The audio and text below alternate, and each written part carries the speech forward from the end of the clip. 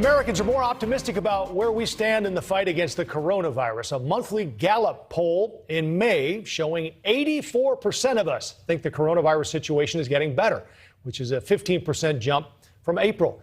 But check it out. When you break down the political values, 87% of Republicans say people should now be trying to lead normal lives. Among Democrats, that number just 29%, including among healthy people. And here's another number on that. 7 in 10 Democrats in this Gallup poll still believe, according to this poll, that people should stay home as much as possible, despite the vaccine rollout. That number is down a bit from the month before, though. So here's where they're definitely not staying home. The White House briefing room. The small room is packed. No social distancing, standing room only. On the sides there, everyone unmasked. Seems like, at least there anyway, 100% of reporters might tell you life is back to normal. Independent journalist Nancy Rommelmann joins us now. Always good to see you, Nancy. First, what do you make of that scene at the White House in the briefing room there? It looked pretty normal to me. Are you staying at home? Oh, no, I just came back from a 5,000-mile road trip. No, I am not staying at home.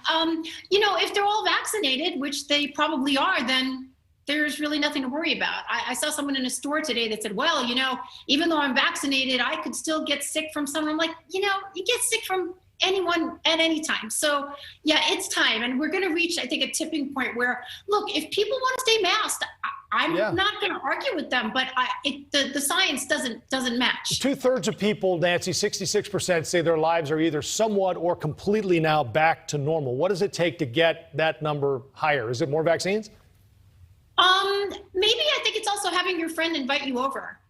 Come on over. Let's have a drink or sit in the backyard if you still want to do it. Let's just get back to normal. People are they're going to enjoy it so much. They're going to be like, yeah, it's time. All right. So here's the other new development that we've touched on here, all the plexiglass in grocery stores. You remember in the beginning, it sort of made sense and we were all nervous about this thing and how it was spreading. But now we're learning from experts that they're not even sure this works, at least in certain situations, like in classrooms or in the grocery store even.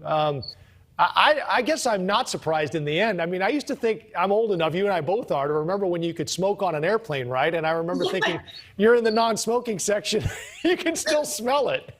My father used to have to go in the smoking section to smoke on the planes. If you think about it, I never really thought the plexiglass made that much sense because, especially when you're being enclosed in it, it's like, well, then you're just closing yourself in with other people's air. It's like ventilation. But I mean, whoever was making plexiglass made it killing, but it is really time. It's time to take it down. It's also just, you've seen these poor kids being like boxed in their little schoolroom areas. It's time. It's got to go because it's not helping. The cricket's got to go too. Can you hear that, Nancy? Oh, I'm so sorry. It's me. There's a cicada. Yes. I thought it was in the studio. No, I tried to find it. I can't find it. Okay, that's all right. So, hey, let's get an update on Portland. We both lived there, and I was just back there actually last week. I have to tell you, it was not as bad as I was expecting. Great. Downtown, especially around the federal courthouse, still barricaded. And the homeless problem was really what stood out to me. Here's some of the video I took. This is the courthouse, and you can see the walls around it there and the barriers, and here's some of the tents that you see. I spent a lot of time last summer in front of that courthouse getting tear gassed and et cetera. I'm going back at the end of the month to do some more reporting, so I'll also get a firsthand look at it. But I did read that New York Times article today. And they were talking about how, some of the people that have been on the ground that were really quite active last year are now like, listen, this is not working.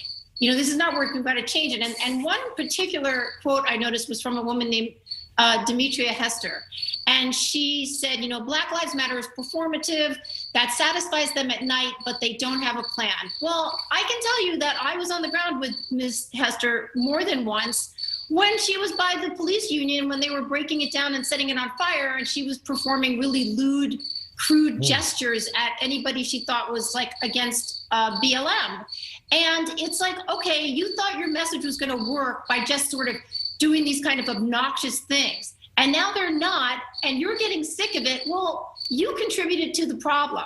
So, hey, Nancy, quickly, I want to get you on this because we're running out of time. But we talked about that police union you just mentioned moving. Is that the right idea? Shouldn't they rebuild and reopen and make a point to stay?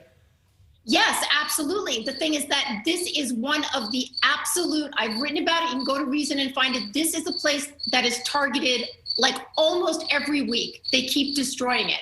Yeah, I think they should just protect it. It's their union, but it keeps being demolished. So I don't know the answer yet. Nancy Rommelmann, it's always good to see you. It's always nice to chat with you. Thanks for your time. See you again. Thanks, Jeff. Listen, I've been to the border before. I will go again. But when I'm in Guatemala, dealing with root causes, I think we should have a conversation about what's going on in Guatemala. Kamala Harris on her first trip abroad as vice president, but new reports say some in the White House were perplexed by her comments on the border. I'll ask Mediaite founder and author Dan Abrams if Vice President Harris is missing the mark when it comes to the border.